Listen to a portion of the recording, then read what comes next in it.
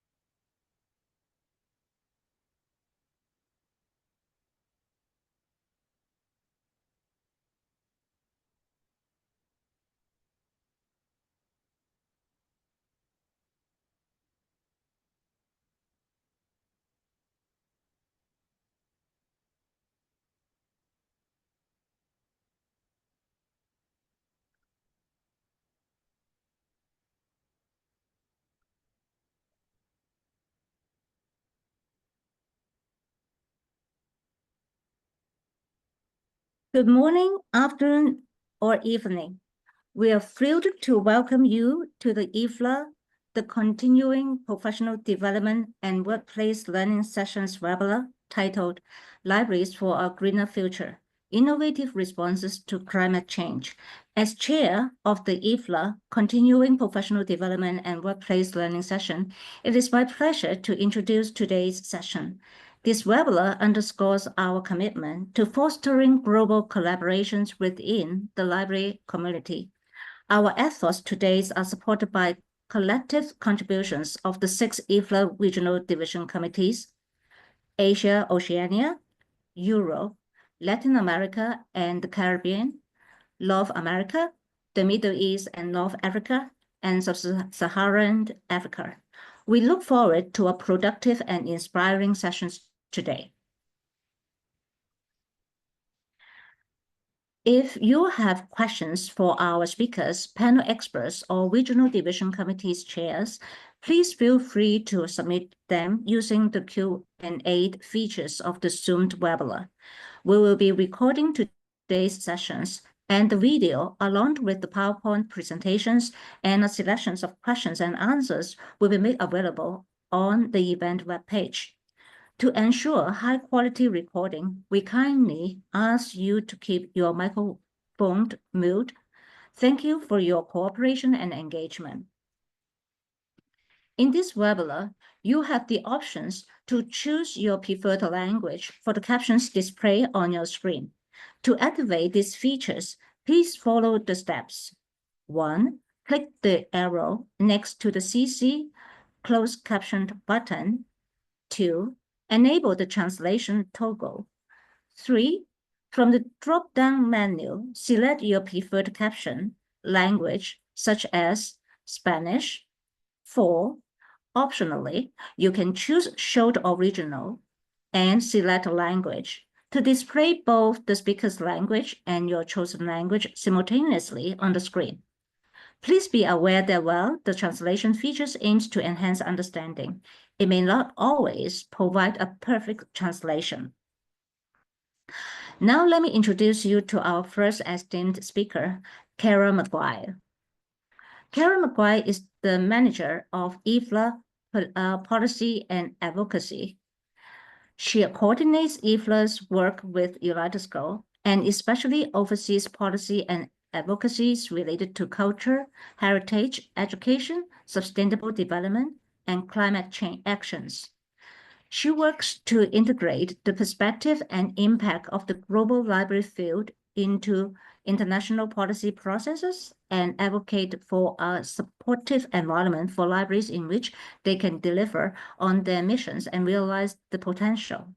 She has a Master of Arts in World Heritage Studies and a background in communication, awareness raising, and advocacy for cultural heritage.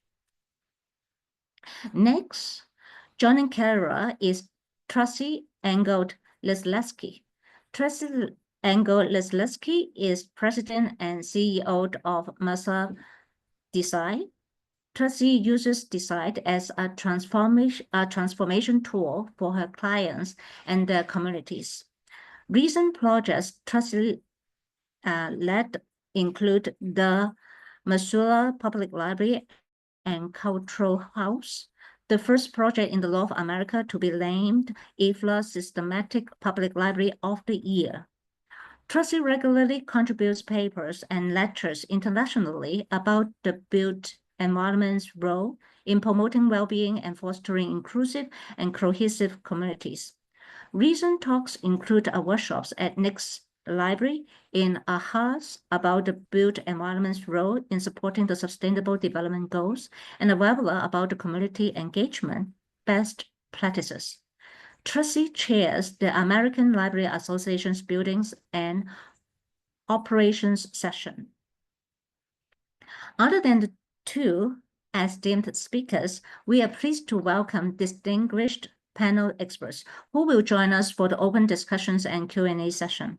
The first expert is Tan van Limmeren. Tan van Limmeren was director of the Utrecht Public Library in the Netherlands, active in the international networks of the Bertelsmann Foundation and the Bill and Melinda Gates Foundation, and held various board positions in the library field. He was president of the European Bureau of Library Information and Documentation Association, the European Library Association, and a member of the Standing Committee of the Metropolitan Library Section of IFLA. In Utrecht, he acted also as a director of the Public Education, Real Estate, and Urban Development and Civic Services. He is a board member of Public Libraries 2030 in Brussels, a member of the supervising board of a social housing corporation, and work as a library consultant. Another distinguished panel expert we are honored to have with us is Eric Boekestein.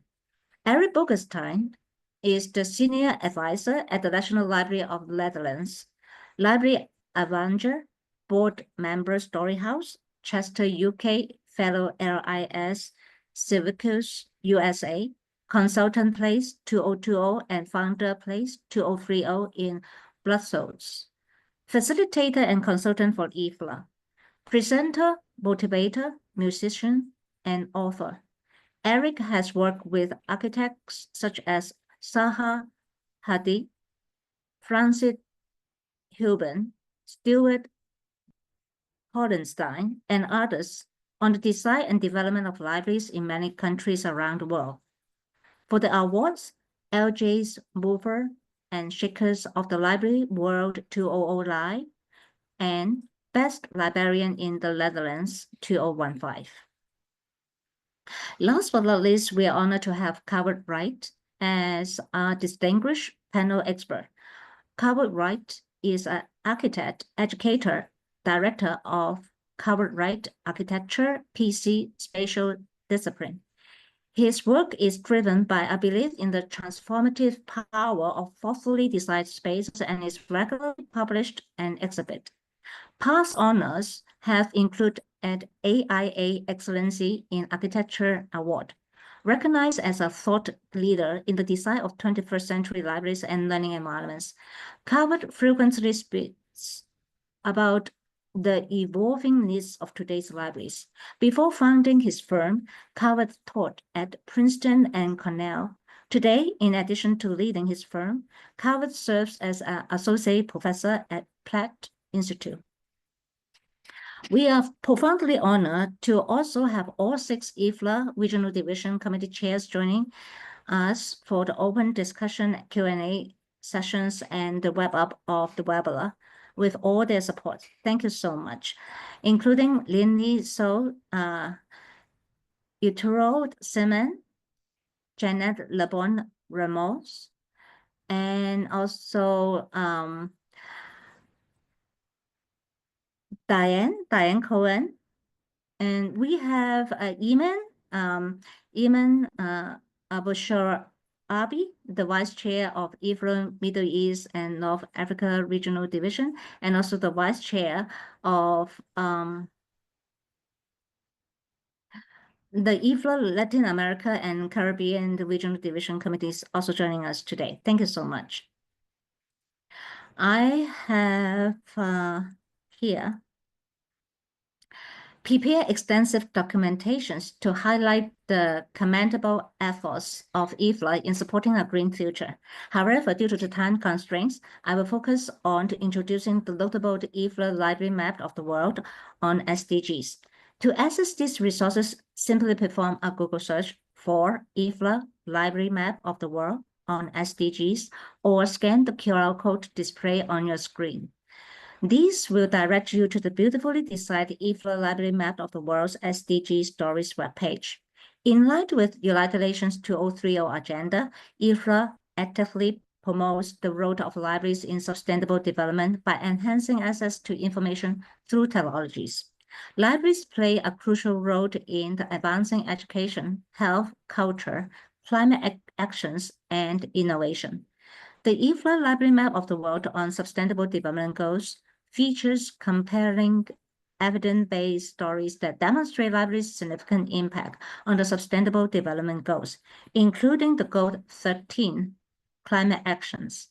This session is dedicated to showcasing transformative stories from libraries around the world, highlighting libraries' sustainable contributions to the communities. Now, let me stop sharing and let's go to the web page.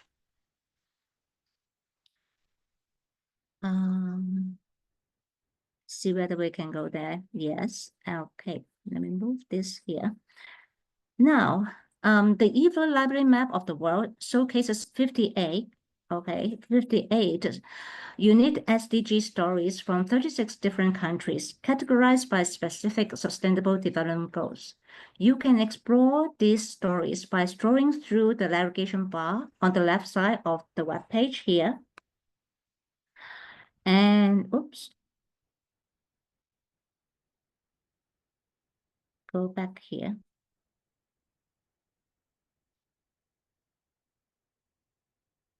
Let me try again. Okay. Well, it seems like I have the difficulties to share screen one more time, but never mind. Okay, as we all already have go to the page, you just scroll down to the left-hand side, the navigation bar at the left-hand side of the web page. Particularly notable is the Goal 13, as I mentioned, the climate actions, under which there are 6 inspiring stories. And I just want to point out one outstanding submissions from Croatia, detailing the Green the Library Project, GLP, at the Faculty of Humanities and Social Science Library in Zagreb. The initiative educates participants on climate change through a mix of theoretical and practical activities known as the Greentivities, conducted within the library setting. The project's influence extend beyond the library, encourage the community to engage more actively in recycling and addressing the significant environmental challenges, such as global warming, habitat degradation, and biodiversity loss. And these SDG stories are not only thought-provoking, but also invite contributions. You too can share your experience and initiative by contributing your stories to this global map. enriching the diverse trajectory of efforts libraries are making towards sustainable development by reading details provided on the storytelling manual webpage from IFLA. Now, here, I'm pleased to inform you that when I extended an invitation to Clara McGuire in November 2024 to speak at our webinar, she was participating in the 29th United Nations Climate Change Conference, COP29, held in Baku, Azerbaijan. You may be familiar with the IFLA webpage titled IFLA at the United Nations Climate Change Conference, COP29, was on the agenda, which features contributions from Clara. Additionally, in the latest issues of the IFLA newsletter, Clara authored an article entitled COP29, Creating Opportunities for Libraries in Climate Actions. Now, I would like to pass the floor to Clara McGuire to provide us with her insight on the interconnections between climate change and libraries. Clara, the floor is yours. Thank you so much, Helen. Hello, everybody. Let me just get started here. Yeah, it's wonderful to be here, first of all. So thank you to the section for inviting me and for picking up on this really important topic. Let me quickly share my screen and we can get going. Yes, so as this is starting up, I have titled my short presentation, Why is Climate Important for IFLA and Libraries? Which might be it's weird to title a presentation with a question, but I did it because I get that question all the time when I'm working outside of the library field on climate, which as Helen said, we have for the past few years been a participant in the UN FCCC and the climate conferences. And so this is a conversation I have all day. And I think it's really important for us as an institution, but also for any library actor who is interested in being involved in climate to know a very good answer to this question when asked. So yeah, again, this is me. I'm Policy and Advocacy Manager at IFLA, covering a lot of topics, climate being one of them. My email is here, so feel free to get in touch with me after the presentation. So the simple answer to that question is everyone must understand and participate in the transition to a low emission, climate resilient world. And the key word here is everyone. So it's not something that only politicians will solve. It's not something that only, the big tech companies or big developers will solve. This is for everyone. And this is really where I see libraries being an important actor. So IFLA got involved several years ago in this area, and that's because libraries were already doing it. Libraries respond to the needs and the priorities and the interests of their users. So we were seeing libraries around the world doing climate action, maybe not calling it that, but doing that. And we saw this through our SDG stories, as we heard a bit in the introduction, and that's where these examples are from. You can read, again, as Helen said, go over to the library map and you can read about those. But this was something that I was seeing a lot, seeing a lot of interest in. And the idea came about to approach the development area, the policy area, a little bit more strategically. And so we do that on two sides. We do work within the library fields, and both of these photos are from COP29. I'll talk a bit more about them, but I think it's really important that we're using a shared language, and that library actors know that they're not working alone on these topics. So we've done a lot of work within IFLA's network, across all our sections and in our wider communications and our events on climate action in libraries and what that means in a broader sense. But a second half of the work that I've been very involved in is working outside of the library field and bringing library perspectives and simply the fact that we are a stakeholder group into larger policy and multi-stakeholder places. And I guess the most central being the UNFCCC. So that's the United Nations Framework Convention on Climate Change. And within that, the Paris Agreement being the highest body working in international policy on climate. So these are the two sides to the work, and how IFLA works here within both these spaces is we've been carrying out research and surveys over the last couple of years to kind of understand what are libraries doing, what is realistic, what is the scope of library work in this sense. We've been creating tools and workshops, different reference tools, very beginner get into guides, but also we've brought climate action to the World Library and Information Congress several years in a row, and we will be doing it again this summer, so stay tuned for that. And yeah, so different opportunities to be talking about the topic within IFLA. But we've also been an active member of different partnerships. And this is that sort of that second half of the work of bringing libraries to the table. So one area is the UNESCO Green Education Partnership, where we are working with different education actors and really being a strong voice for lifelong learning there. And the Climate Heritage Network, which is a network of different culture, arts, and heritage organizations and activists who are working to champion the role that culture and heritage has in climate action. Several years ago, IFLA made an application to the UN for official observer status, and I'm happy to say at COP28 in Dubai in 2023, we were awarded that status. So now we're able, as a non-governmental observer, we can go to the COPs, the biggest event of the year on climate, where all the actors go and we can interact. So I'm so sorry for all the photos of me in this presentation, but here's a selection from the different COPs we've gone to over the years. So this first one, we were really sort of on the outside. We did a few panels at COP26 in Glasgow in the United Kingdom. Then down here, it was the first time we brought library professionals from our units into the COP. So I'm here in Sharm el-Sheikh in Egypt with some of our volunteers.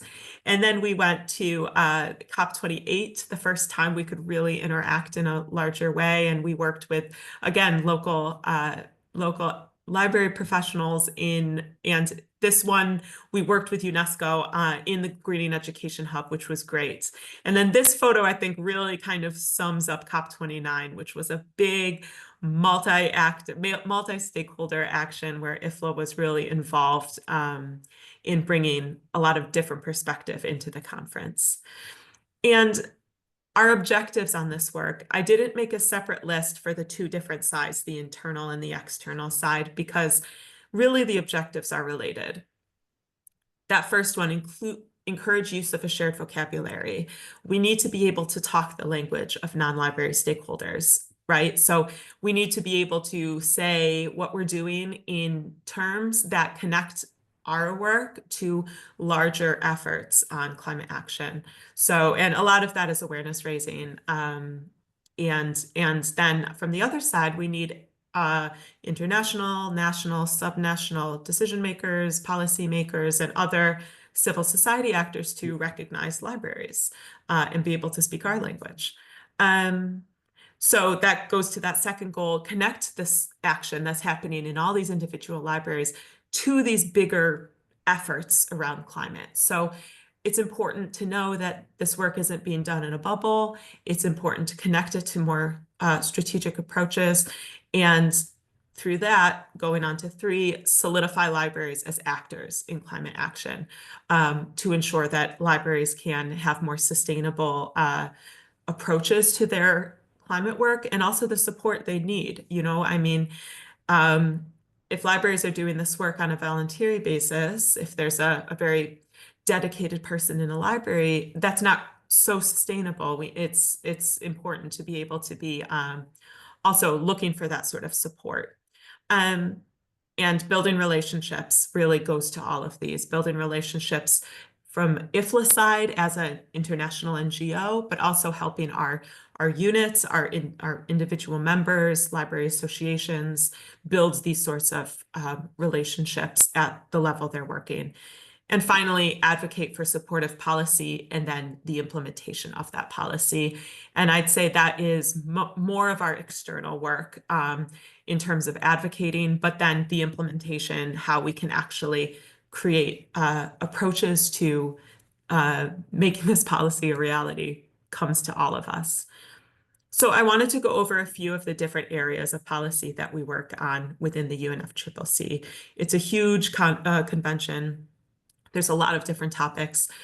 The essential part of the convention we work in is called Action for Climate Empowerment. And this is this is not a nice to have, it's a need to have. It is a part of the convention and the Paris Agreement. And that looks at all of these aspects: education, public awareness, public participation, training, access to information, and what that means to get all members of society aware of climate, aware of the challenges we're facing, and aware of what they can do. And I don't think I need to go into a ton of detail about why this connects to libraries. I think it's really at the heart of our work. But I'll just touch on these different aspects. So bringing libraries into the ACE work brings this lifelong aspect. This happens within and outside the formal education system, so libraries need to be a part of that. There's angles around open science, openness up to information and access to information that links across to that agenda. Libraries are supporting research, supporting access to research and data. And then, yeah, getting involved in these more public participation, access to information activities around awareness raising, connecting these topics to a really local approach, and then ensuring this connection is happening within communities, within the library and beyond. The second area that we're really looking to explore our engagement in is called the Global Goal on Adaptation.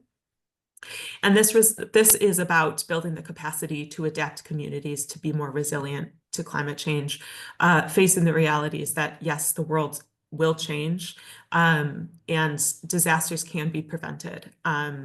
But there needs to be an effort to strengthen resilience, reduce vulnerability. There is an important angle being recognized by the UNFCCC, by the member states, and that is that cultural practices and knowledge and cultural sites are also an aspect of this work. And it's very critical that any efforts to adapt our communities must include an element of education, especially bringing in traditional knowledge and worldview, and being participatory. We cannot adapt without all of our people involved. Finally, then another area that I'm really keen to explore more is around climate transparency. So there's some new instruction for states, for national governments, to be able to prove that they're providing clear and robust climate information and data that can help inform really progress across the whole agenda. So there's a reporting mechanism here, and within this, there's an aspect of research and education and training. And I'm really keen to look at how especially research and university, academic and research libraries have a role in this creation of, robust data and trustworthy data as, trustworthy actors. So I thought I would share, I know we're short on time, but just a brief look at what we did in Azerbaijan this year at COP.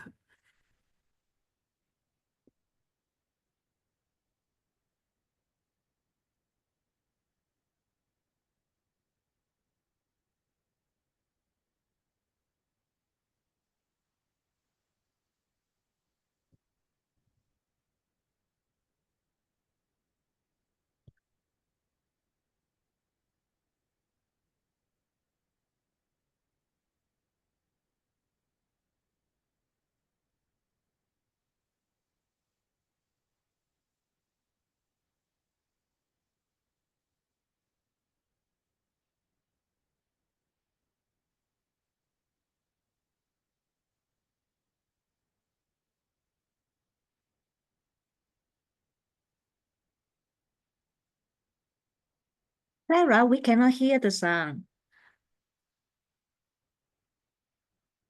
Okay, thank you for letting me know. I'm not sure why that's happening, but you know what? It's okay. We can find this video on our website.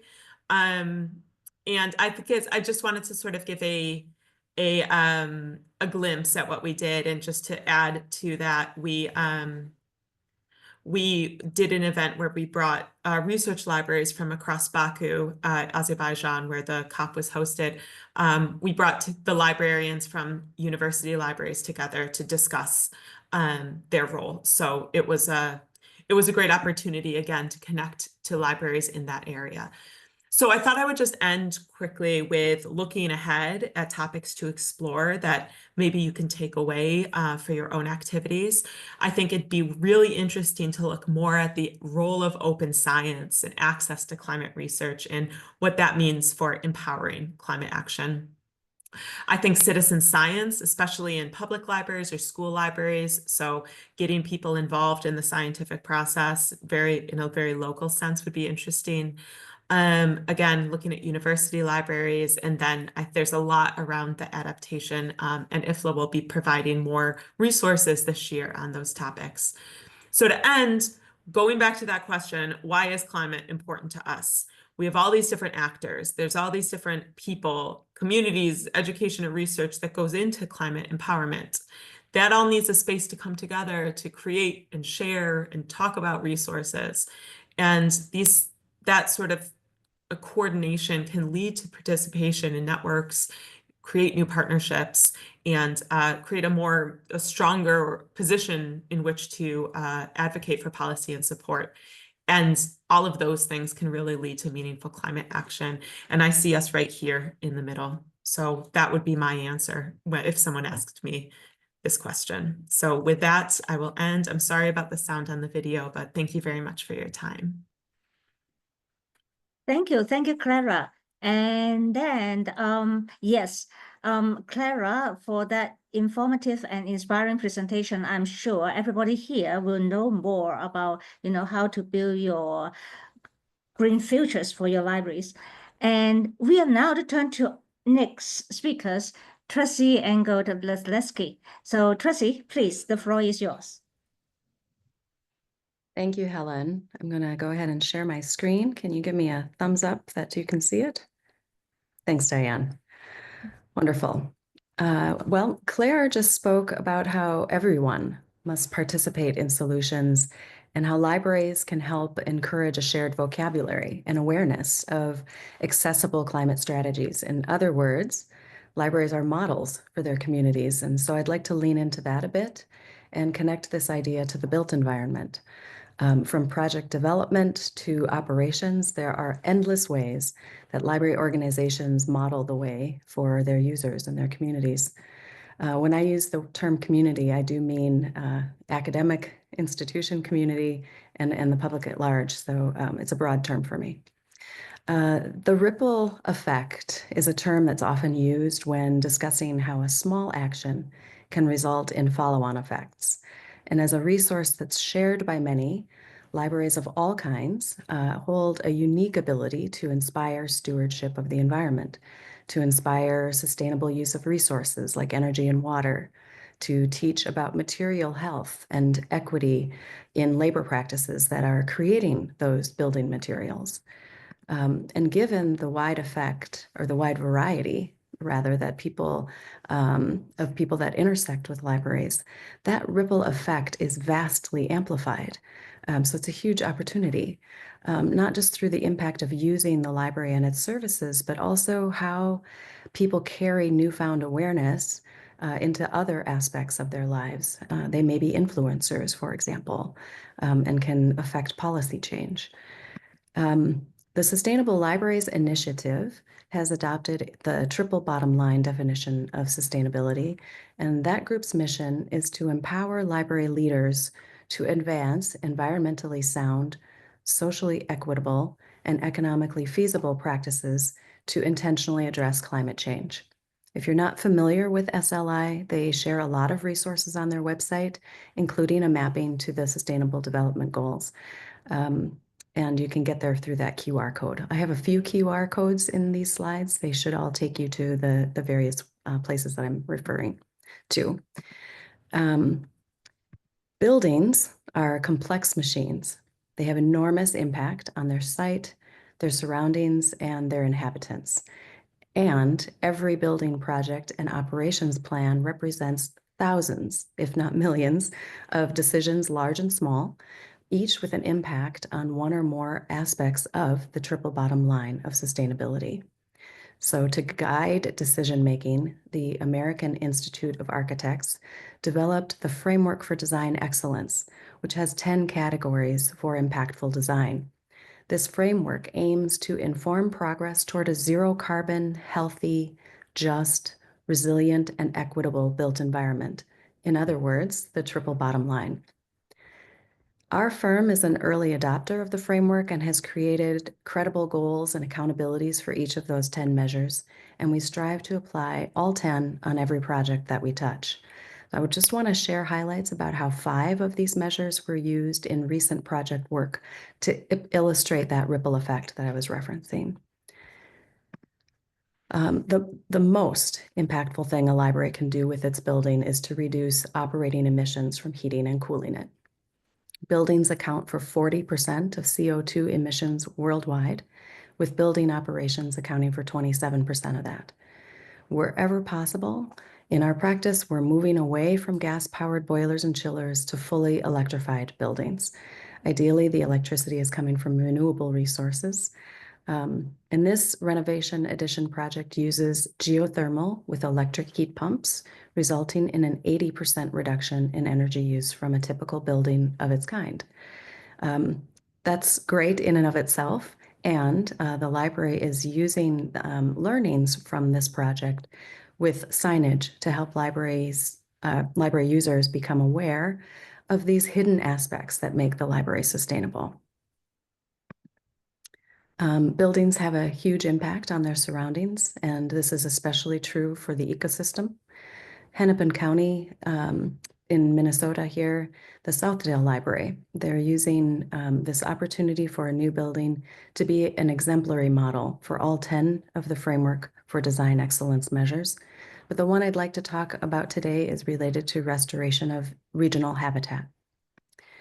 So once in Oak Savannah, the library site was then ravaged by gravel extraction practices, and then subsequent developments, including the existing library, are surrounded by acres of asphalt and concrete and other impervious surfaces.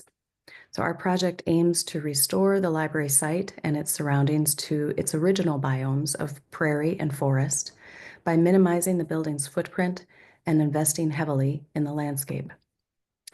The site is in a watershed that, due to those developments I'm referencing over the past 100 years or so, has degraded the landscape, resulting in reduced biodiversity and unhealthy rivers and lakes. Our project will collect and filter water from the library's site and also the neighboring sites during major storm events. And this, along with native plantings, will aid a years-long effort toward ecological restoration. The result will be a biodiverse learning landscape, which will have walking paths, birding stations, and a story walk that helps the residents connect these efforts to those that they can try out at home. Again, amplifying the impact of this one intervention. Building materials can either reduce carbon footprint or add to it, can contribute to a healthier interior or expose people to more chemicals of concern. We want every material choice we make to be a good one for the earth and for humans alike. And so our firm developed guidelines around material transparency, sustainability, and health.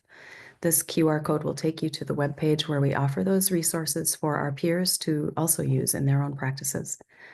The Louisville, Kentucky's main library is a lovely Beaux-Arts building with a late 60s addition. And like many libraries of its era, it relied on cast iron structural stacks to house its collections. And while it's beautiful, the stacks don't meet accessibility guidelines and they're closed to the public. And further, the stacks comprise an enormous footprint that the library could desperately use for program space. Rather than recycle as scrap or worse, send to a landfill, our team devised a reuse strategy for that stack that will tell a compelling, sustainable story and also help connect people to the building's history. The shelving ends will be used for ceilings and walls in a renovation of the main building, and glass floors are being ground up to make terrazzo flooring. These reuse strategies result in enormous carbon savings, equivalent to over 2 million kilometers driven in a gas-powered vehicle. But it's not only the carbon savings that's impactful. Since the stacks are structural, we're saving a portion of them to create study spaces and allow library users to experience the history of the building in new ways. The library is using these lessons of reuse to create learning opportunities for the citizens and also to inform salvage and repurposing processes for the city's future projects. Well-being is talked about a lot these days in the built environment, and often what we focus on is ways to connect people to others, to increase sociability, biophilic experiences, and daylight. I'd like to talk about another way that we can support well-being in public spaces like libraries. This project supports well-being by supporting the needs of neurodivergent individuals and their caregivers. An estimated 15 to 20% of the world's population is neurodivergent, and yet most buildings are designed as though we all process the world the same. During this project's community engagement process, we conducted a series of focus groups, including one with parents, caregivers, and program coordinators of neurodiverse individuals of varying ages ranging from toddlers to adults. Their feedback resulted in several adjustments, including how we designed the wellness rooms, leading to the library offering dark hours when no building lighting is used and the shades are drawn. And perhaps the most impactful was the inclusion of this sensory room. I'm going to show you what the aspects of that room are in this drawing here. This sensory room provides a safe space for individuals that need to release up pent-up energy or to stim or self-soothe. The ability for individuals to self-soothe in the moment helps to relieve future episodes and makes spending time in the library easier and less stressful for the individuals and caretakers. And finally, Missoula's Public Library and Culture House recently won the IFLA Green Library Award for its innovative programming, which includes nutrition education through its teaching kitchen, support through its on-site family counseling, and myriad hands-on learning opportunities. Another way that Missoula Public Library promotes sustainability is through teaching about climate change by making it personal, local, and memorable through play and delight. Missoula is in a water-stressed region of the United States, so teaching about the water cycle and conservation is relevant and impactful. One of the building partners is a science museum, which presented an opportunity to create a hands-on exhibit about the water cycle that the library and museum both create programming around. By connecting library users of all ages to their region's climate challenges and showing how their daily actions matter, the library is creating positive ripples through multiple generations, inspiring care for the earth and her resources. I hope some of these examples act as their own ripples and inspire even more ways for all of you to create sustainable library buildings and resilient communities. Thanks for your time. Thank you, Tracy, for your insightful presentation, and you have undoubtedly deepened our understanding of a sustainable future. So we will now proceed to our open discussion session led by Diane Cohen, Chair of the IFLA North America Regional Division Committee. Joining her in this webinar are the speakers, panel experts, and other regional division committees chairs, and the vice chair from MANE, and also the, Latin America and Caribbean. So Diane, the floor is yours. Thank you. Thank you. Hello, everyone. And a very special thanks to Claire and to Tracy for really such a stimulating presentations by both of you. Our panel is standing by to reflect on your presentation.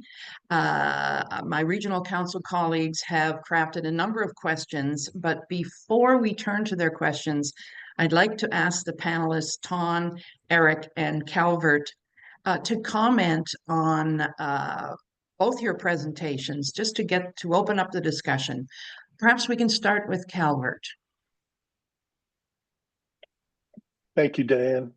I particularly enjoyed Tracy's presentation and enjoyed the reference of libraries as models and tools to inspire the community of patrons and library users.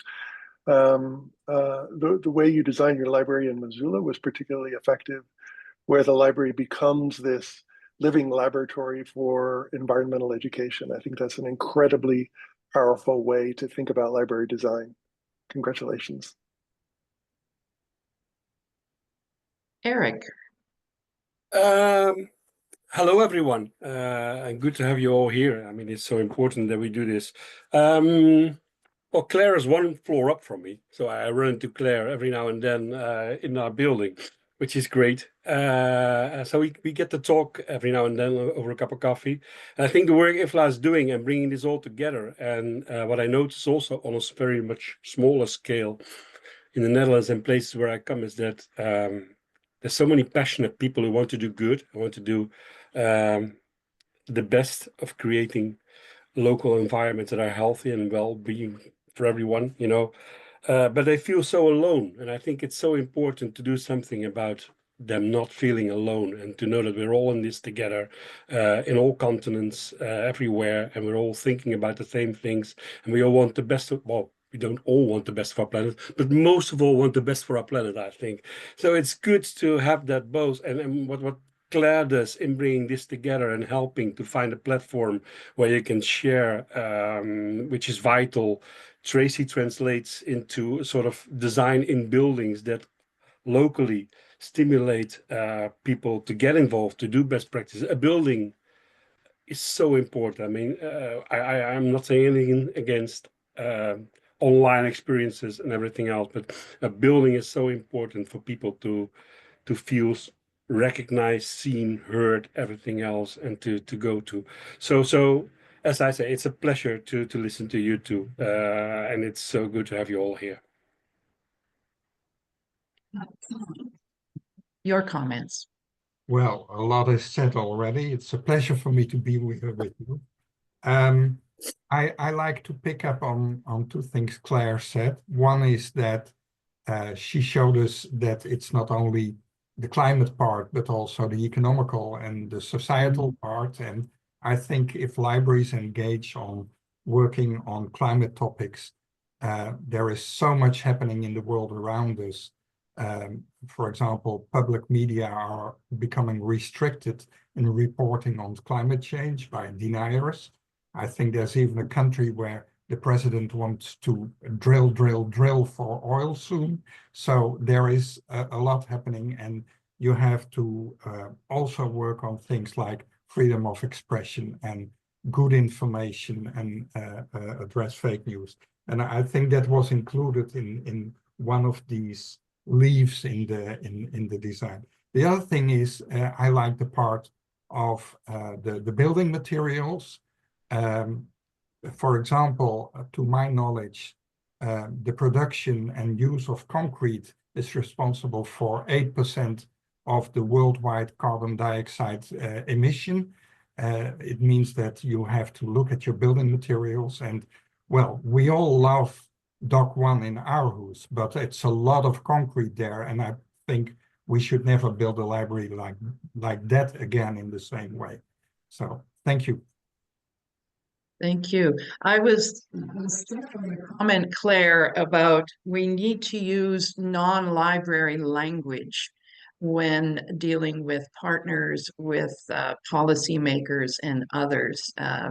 Perhaps when we get to the questions at the end, I'd like to drill a little further on how we can learn non-library language. But back to the panel.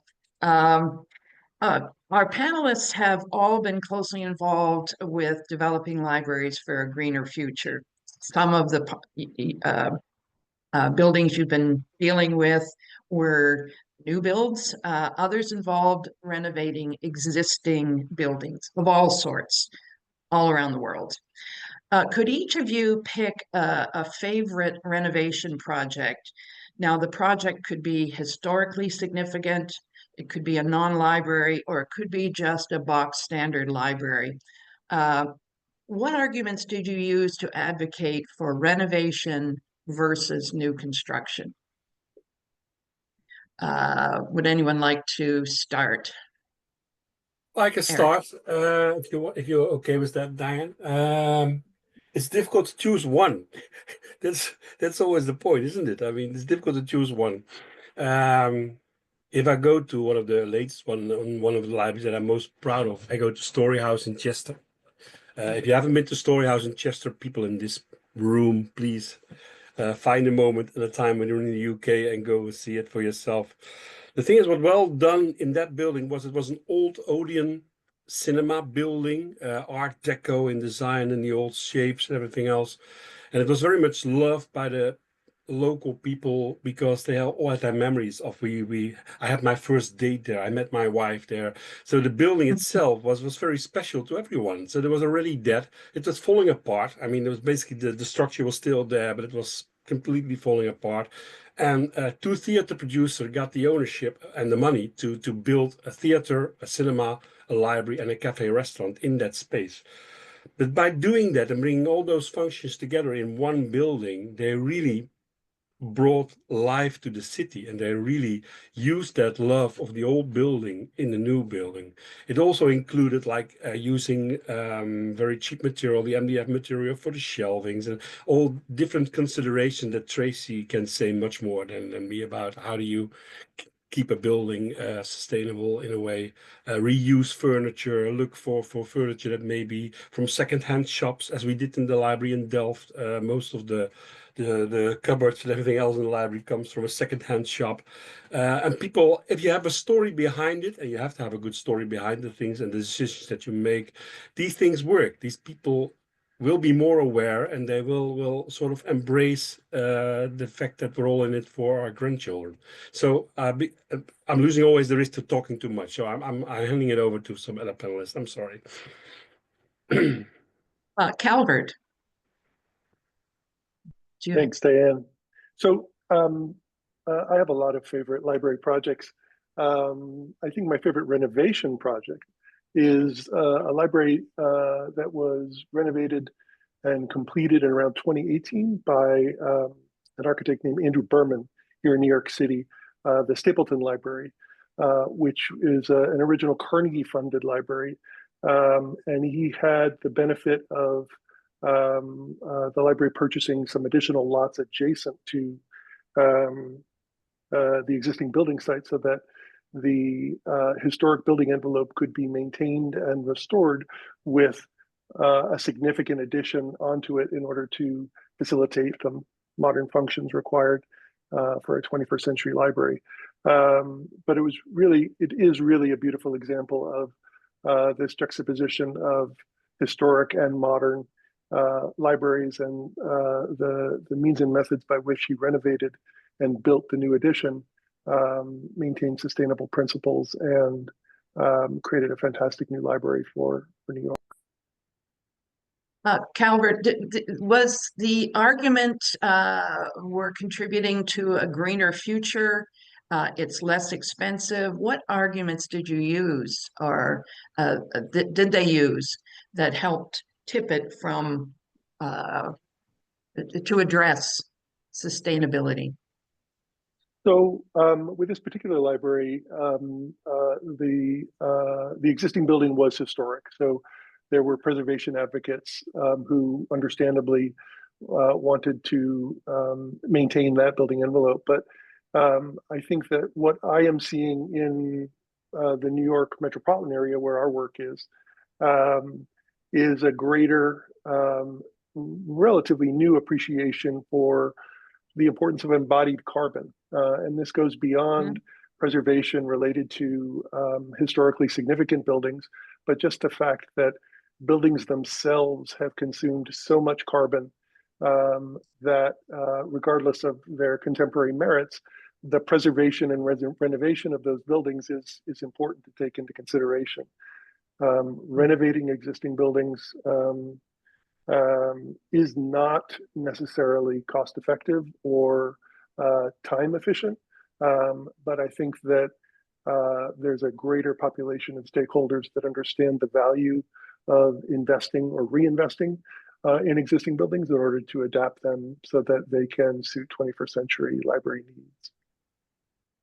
That's a great example of learning the language that we all need to use when advocating. Thank you. Tom. Yeah, well, the timeline of constructing libraries is often very long. And if I look back, I have many examples of libraries where the ideas for construction started 20 years ago or so. So I would be tempted now to mention the reuse of the central post office in my city, which I helped to convert into a central library. But actually, we started out the process on building a new concrete library on a plot of land near the railway station. So there was no climate goal involved in the decision to go to the post office. There was political reasons, and then the reuse of an historical building, like Eric was saying, was their highest ranking. And only in more recent years, you see the argument, like Calvert is saying, that there is already so much in that building invested and that should be maintained. That starts. So, for example, the Rotterdam Public Library, the Central Library, is going to be refurbished, and there the decision was deliberately, no, we are not going to tear it down, but we're going to use the building and keep it up. My favorite, though, is Lokhal in Tilburg in the Netherlands. Oh. It's an old locomotive repair shop where they put in a library and reuse that building again to maintain the cultural heritage of the railways there, but also with a lot of attention on the sustainability. And I think we are now moving to processes of libraries that will be opened in the years to come that are more deliberately constructed with the idea of climate change in mind. Can I add something, Diane? I'm so glad, Tom, that you brought up Lokhal. It was going to be my example too, if it came to me. And there's a lot of reasons for it. And one of them is the wonderful flexible platform that it is, so it can continue to evolve and support all kinds of programming. And the other is an important part of sustainability, I think, that we don't talk about. I think embodied carbon is very important conversation, and I'm glad that it's starting to become part of the cultural lexicon now. The other part is, though, helping people connect to their regional history, love it, feel pride in it, and therefore want to protect buildings and the environment associated with it. And so I think Lokhal is a great example of connecting people, emotionally, because what we care about emotionally is what we pay attention to. And that for me is one of the hidden keys of getting more people to care about sustainability in general. Diane, can I add to Tracy's just very shortly that the Lokhal? Yes, please. That the Lokhal is like as Tracy said, the fact that there's so many plants, real plants in the building, and everything else, and the fact that the building is reused in such a way, also inspired the services in a sense that they have they teach kids to eat insects instead of other meat. They have this program where they recycle plastic and they use this plastic. You can throw it in a bin and they make this huge chandelier on the ceiling, which are gorgeous to see people. They have these data boxes that they give away to people to go to their own house and meet the air pollution. They collect the data, bring it back to the library. All these sort of examples in services and involving the citizens come from in my view, I like to think they come from the design of the building. So it's so important to create such spaces. Fabulous. But we all know every project, large or small, new build, renovation, goes through many phases, years, with financial challenges, twists and turns, and the ever popular reverse engineering. How do you and your library's clients keep the sustainability goals front and center? Yes, thank you. I'll leave it at that. Calvert. So thank you, Diana. I do think that we are entering a phase in which value engineering is less of the demon that it has been over the past decade or so in terms of supporting our environmental initiatives in building design and construction. Regardless, because of the amount of time, unfortunately, it's not getting any quicker to build, and it is very difficult to stay on top of sustainability and environmental priorities. What we have tried to do is create some stakeholder leadership and environmental advocacy by assigning a sustainability champion for the project. Like there is a design lead and an engineering lead, and we have a sustainability champion that has assumed the responsibility of reminding us of the goals we set at the beginning of the project and adjusting those as the project evolves. And I think that one of the things that the architectural profession has started to do more and more frequently is post-occupancy evaluations, because in my own work, very often the design intent with which projects get built is very different than the way the projects are ultimately used when the stakeholders that participated in the design process have moved on or retired, and there's a new generation of users for the buildings that don't necessarily understand why decisions were made the way they were. Yeah, that's very interesting. I love the concept of a sustainability champion, and that sort of turns our thoughts to, as librarians involved with any sort of project, what do we need to, what should we be doing as part of the project and post-project to maintain that, to continue having sustainability champions on board? I don't know if Eric or Ton can talk to your experiences with staff and their involvement with sustainability. Yeah. I would like to say something about that. I like the idea of this champion, and also what Tracy mentioned, the checklist, because I think we more or less try intuitively, how you say this in English, intuitively to include sustainability on every step you have. So it starts when you start demolishing something, the reuse of what you have there, how you do it, how you separate things, etc. Then the construction, and then of course how you will run the new building, and ending with who you contract for running your cafe or restaurant in your library, and how they deal with waste and water use and staff they employ, etc. So there's a whole chain, but I must confess I haven't seen checklists or to work on that. And one of the things I really enjoyed when I was working in my library was there was a group of staff members who said, well, you are trying to do your best to do sustainable things in the library, but we think you should do more and be quicker. So I encouraged them to create a working group, and well, they were quite sometimes not a nuisance, but pushing me. But it helped to be sharp and concrete, and also they did projects that broadened the possibilities to other staff members. So that was really very helpful. So my suggestion would be, if you don't have it in your library, try to find front runners and encourage them to do something like that.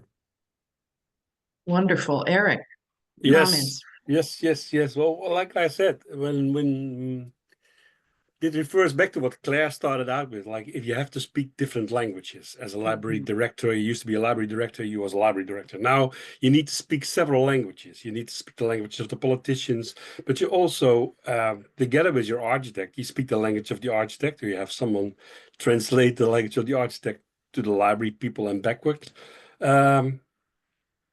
A good architect will build a building nowadays as it is a library for community. So it will be an off-by for all space. It will be a space that is so flexible that the involvement, the participation of citizens within the building is stimulated in any way you can. If you want citizens to take responsibility and ownership, you have to give them something that they are proud of, that they really want. And creating a better world for their children is something that appeals to most of our library users. So that in the design, it's quite easy to bring the narrative back to that and translate that into a story. I mean, in the Netherlands, we've closed almost all post offices except for Tons, which became a library. I mean, basically, we don't have any public spaces anymore, hardly. Libraries are that space, you know, where you can come in for a cup of coffee. You don't need to spend any money. You can sit there, read a newspaper.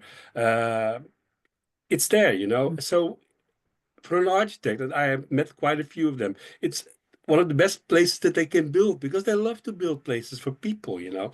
So I think the fact that it's for people, that it's building for our future people, for our children and grandchildren, will strengthen our stories and helps in a language that we need to learn to talk to our politicians to make sure we create these buildings. Yes, it's absolutely true. One of the questions from our committee was, what role should librarians play in promoting education, awareness, and social impact? We've talked about that, but furthering that, what organizations could libraries partner with, particularly at the local level, to amplify these outreach efforts? Any sort of broad recommendations for partnerships? Who should we be working with?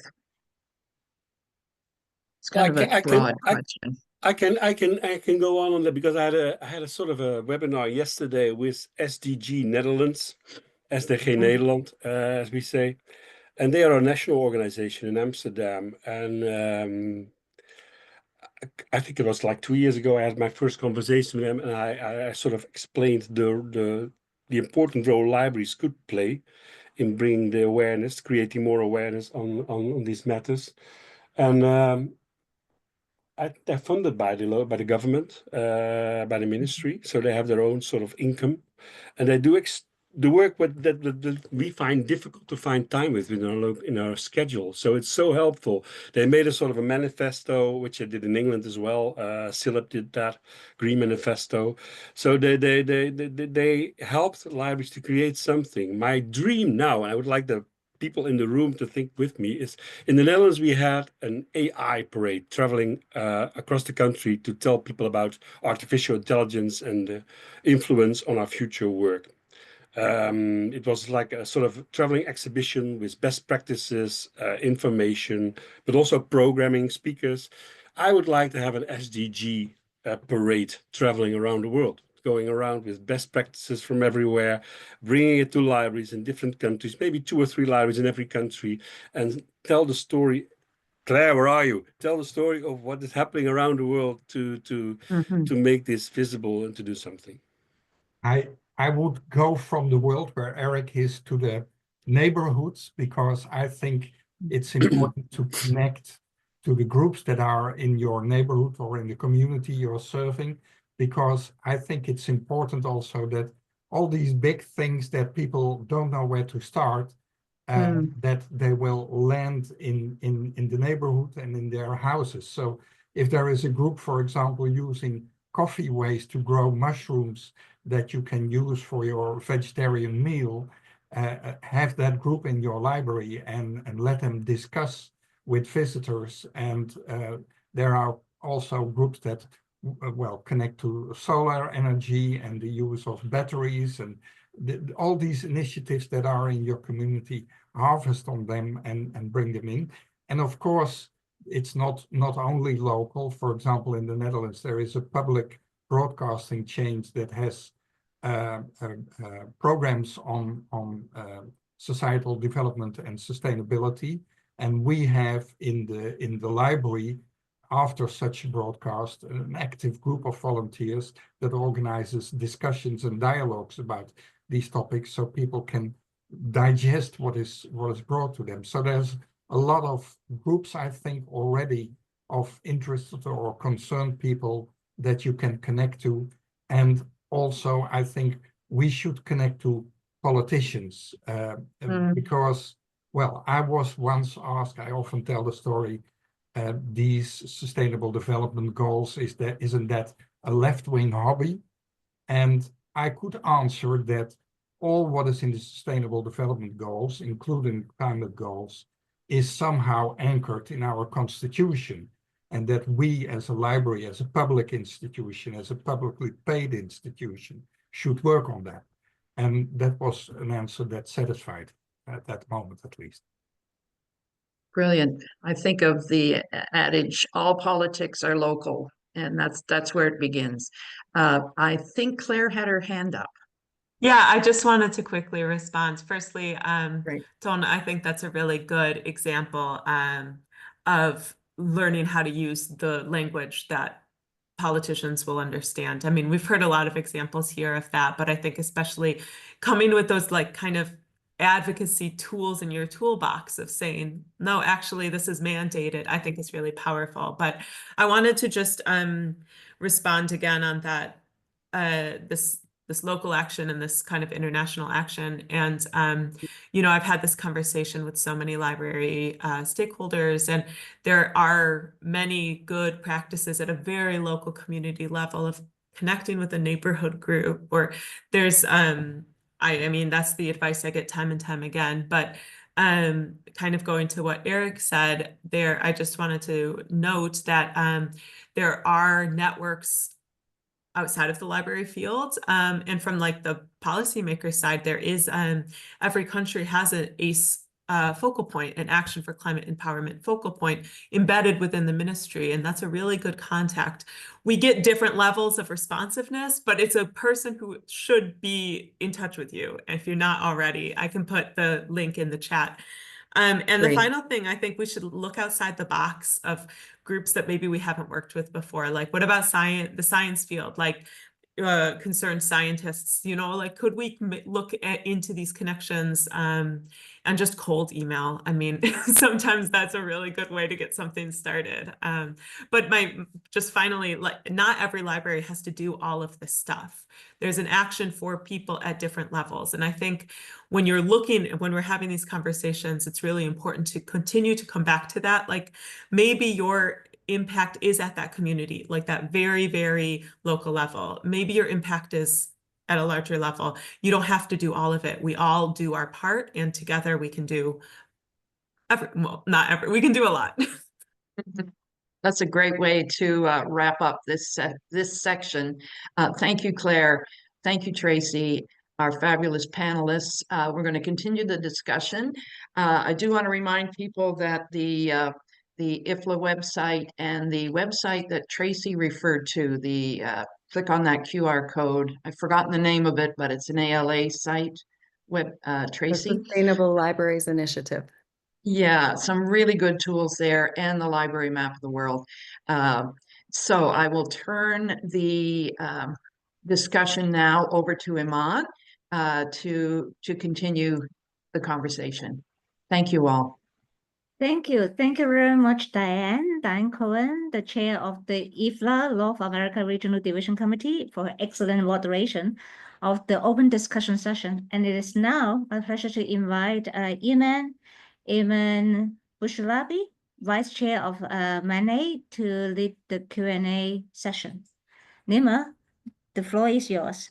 Thank you very much, Helen. So it was great to listen to all of you, and you know, I could relate to most of your you know, participation and insights. So let's start with the Q&A question, and we do have a question that we want to start with. The first question is, what are the biggest challenges you have faced in bringing libraries to the UN climate policy processes?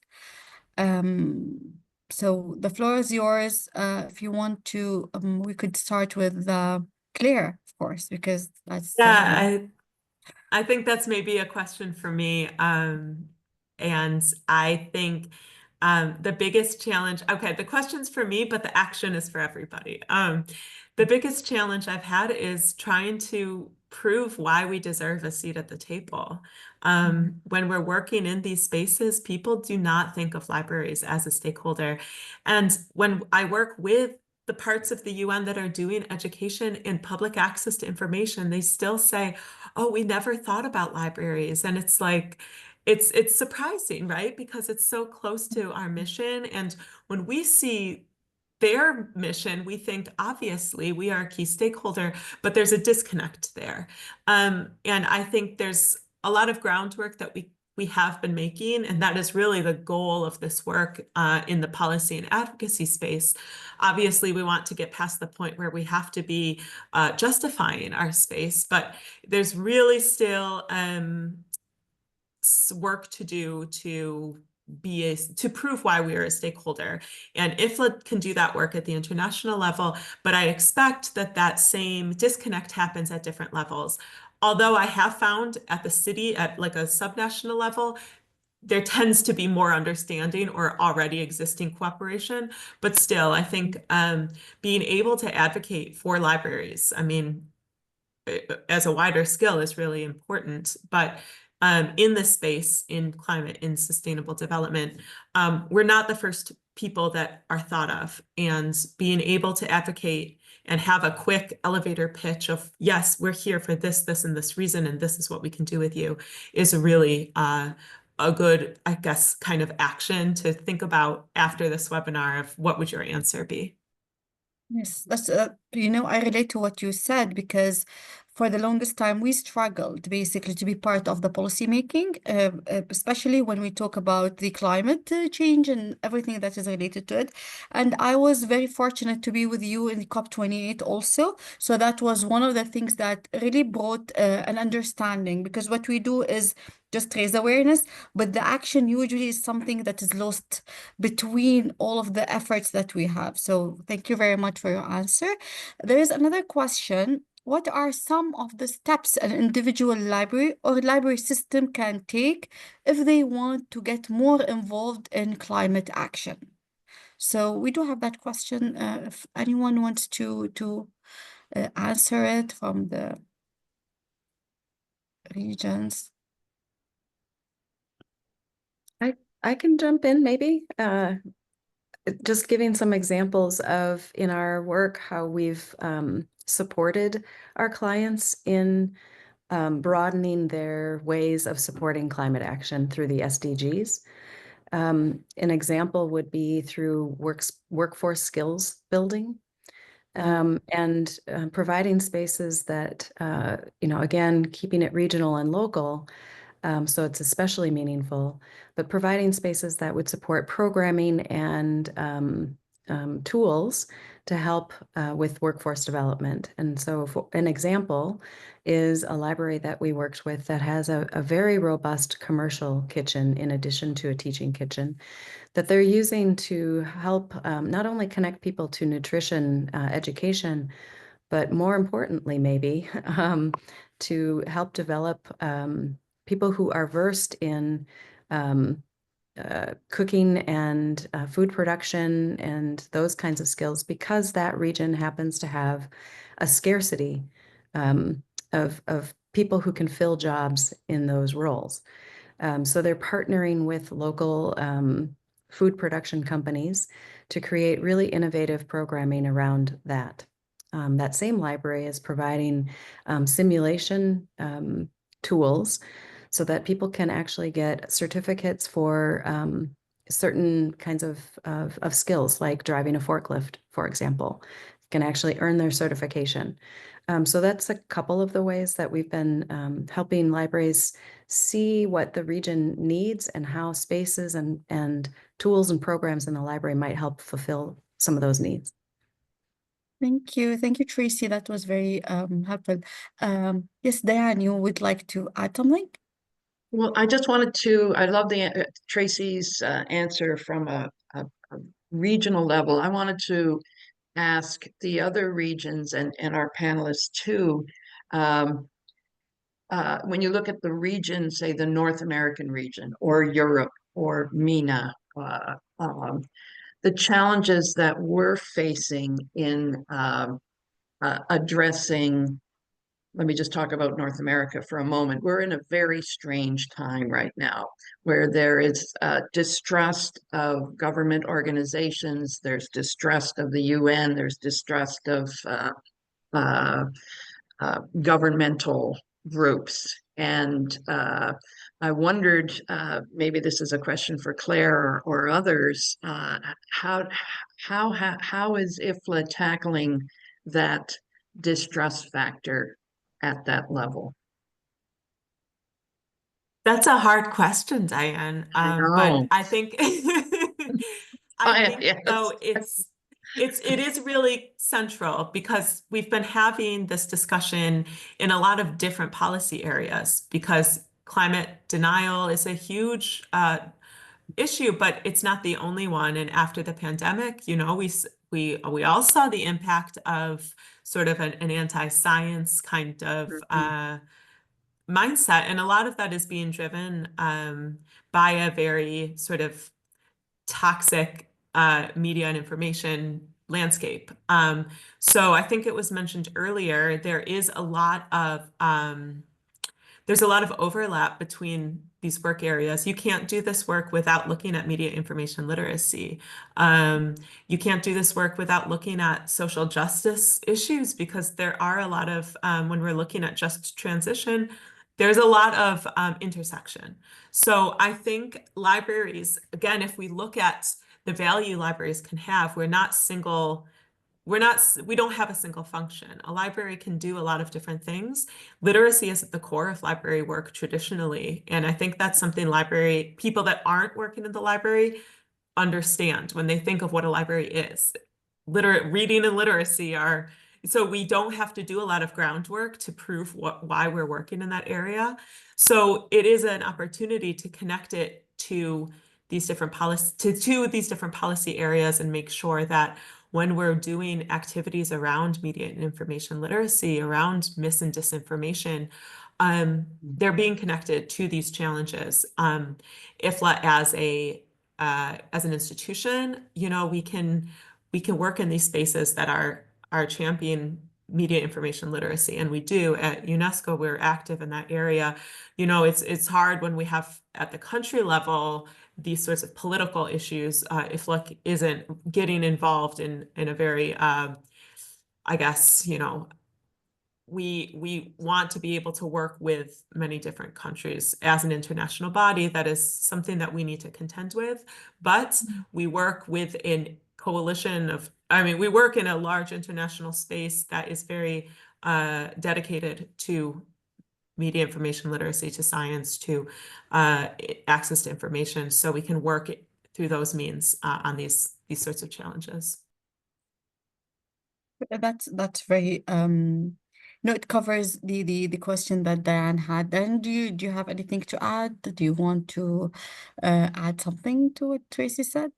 Well, I think it's really interesting that we are talking about how can or what are the steps that individual libraries can take. And one of the things that in the panel when they were discussing, it came to my attention that also there's a focus about buildings that are already existing and new buildings.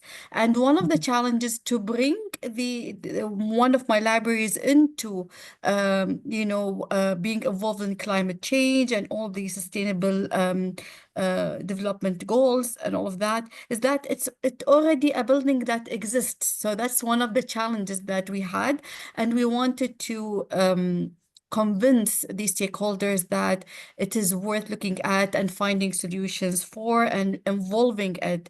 And I think every discussion that we had today really links to each other. We do have a question: how can libraries advocate for more support for climate activities, both within the institution and beyond? This is open for everyone from the region, from the RDCs also to participate in, because as Tracy said, the action is ours mostly, like as librarians. So what do you think are, like, how can we be more advocates to support the climate activities in our institutions?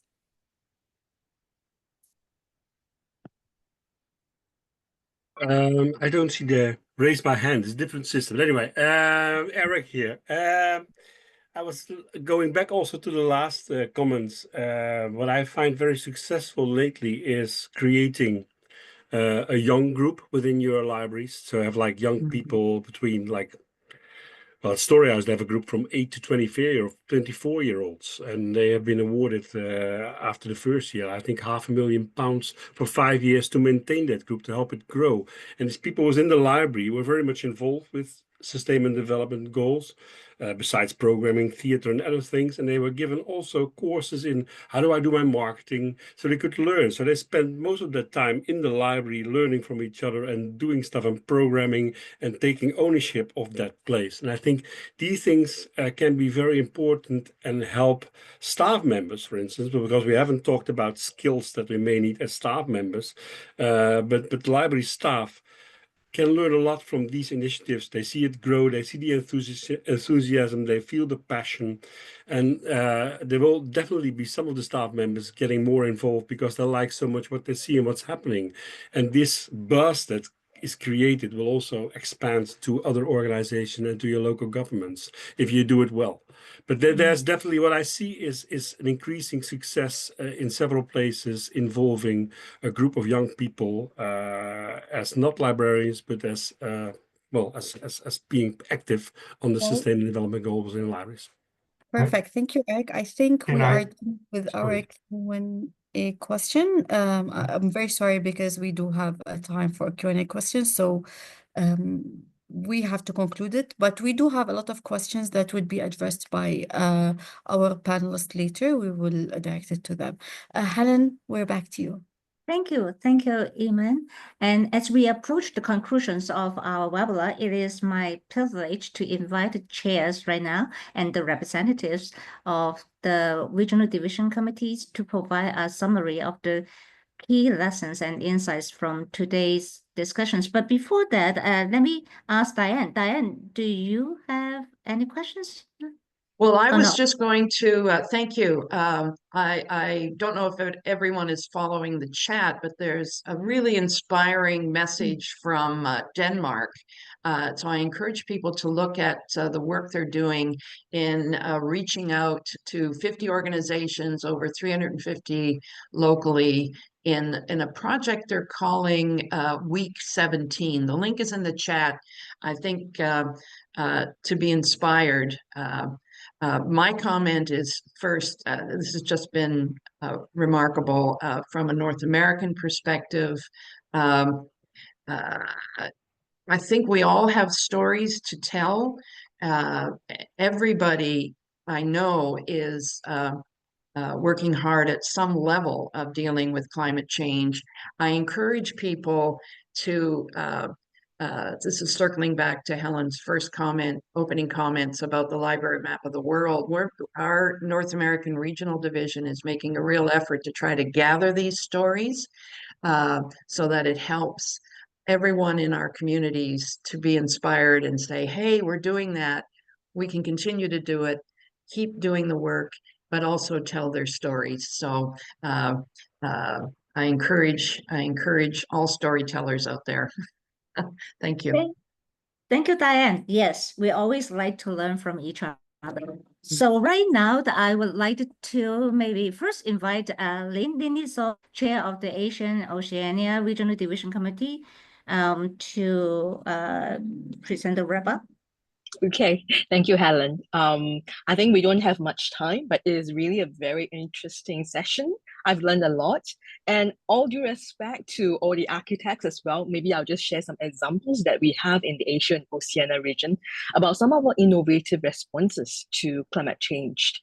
One of the highlights that I personally really like, because my colleague actually went down to take a look at it, it is also the Green Library Award 2023 winner, which is the Seoul Metropolitan Library. So if you have a chance to go Korea, visit that, because they have actually made use of an outdoor space. It's actually the Seoul Outdoor Project, library project. It's gone beyond buildings, but it's really interesting because it's along the river and using the public square as well.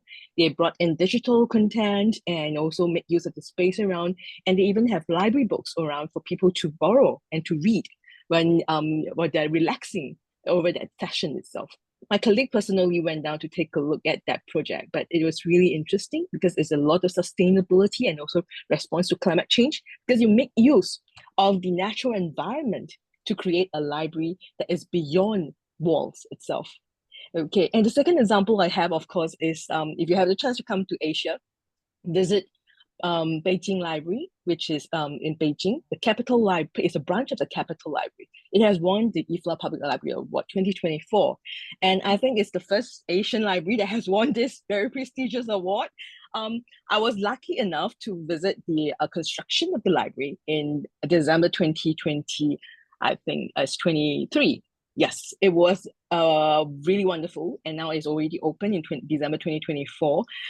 So it's really lovely. 2023, I mean.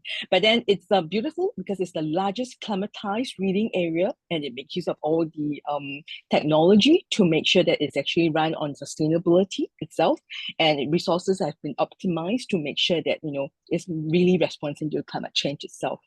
And the last one, actually I chose this virtual background, is but you can't really see. Okay. It is actually our children's biodiversity in Singapore. It's within our Central Public Library. It's just opened in January 2024 itself. We actually work with the Resort World Sentosa, the Sea Aquarium. It's to educate children on biodiversity and how climate change has actually affected coral reefs and all these sea animals in the ocean itself. We even had a shark jaw itself, on how the shark has survived because of all the overfishing and everything.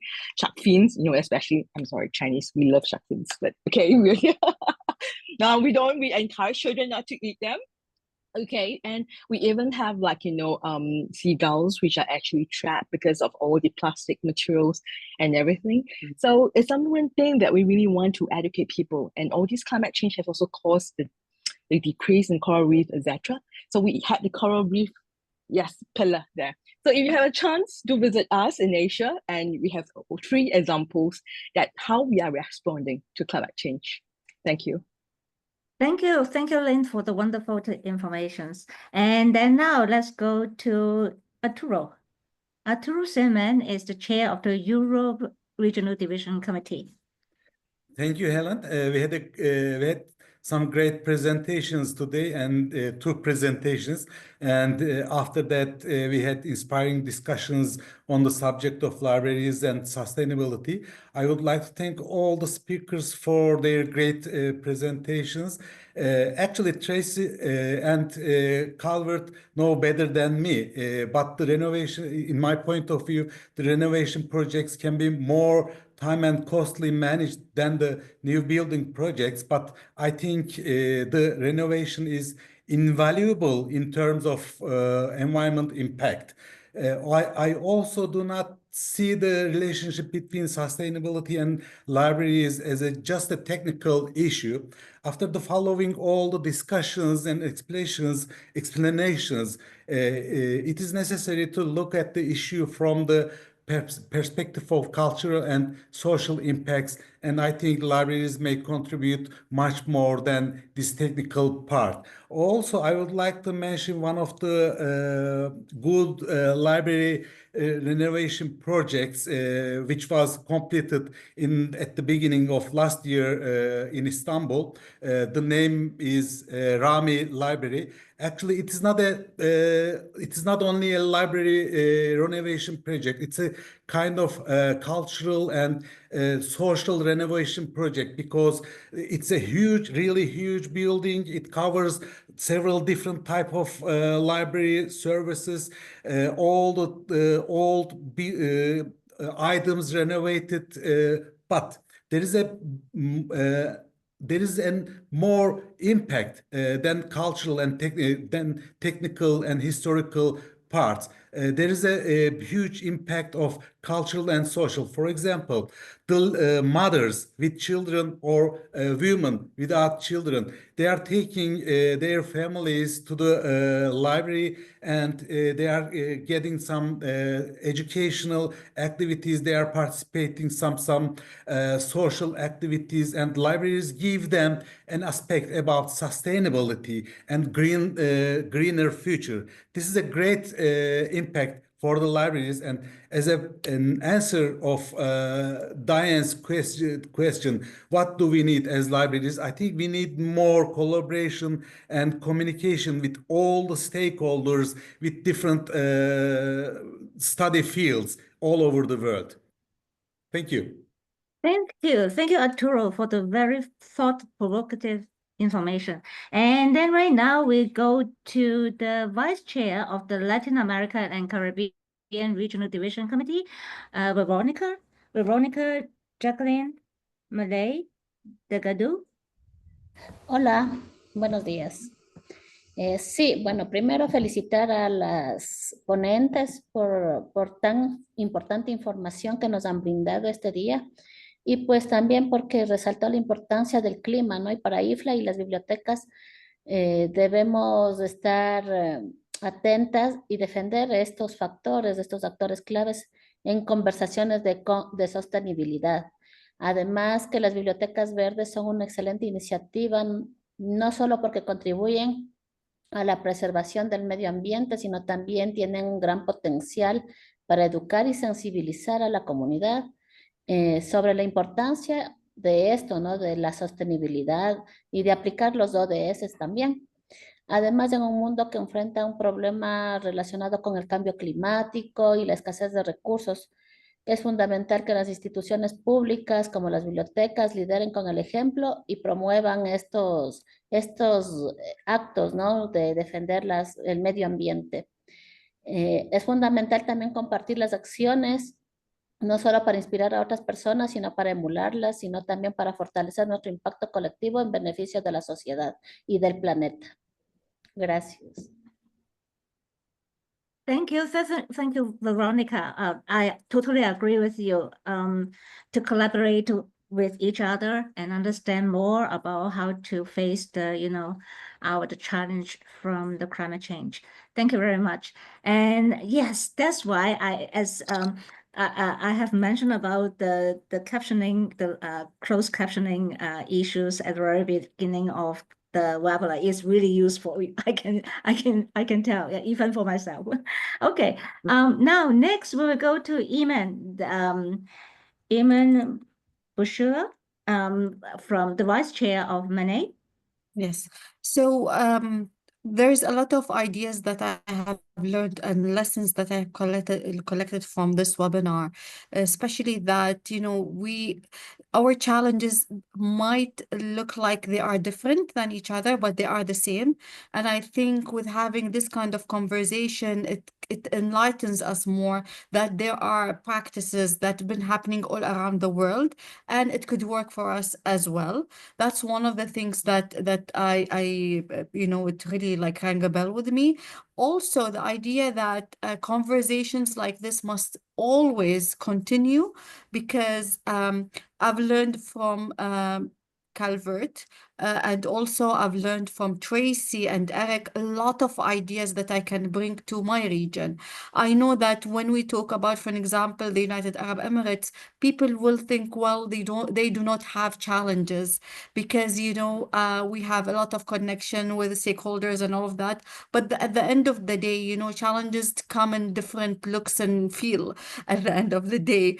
For an example, to convince all the libraries that they have role in this, because being and working for 2 terms, this is my 2nd term in the MENA region, not every library is convinced that they are a key player in this conversation.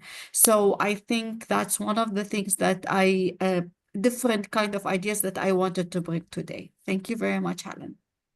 Thank you, Iman, for the very important message. So right now, do I miss anyone? I don't think so. Yeah, okay, wonderful. I think thank you very much for all the Regional Division Committee Chair for your very valuable contributions in the discussions of the climate actions in the webinar today.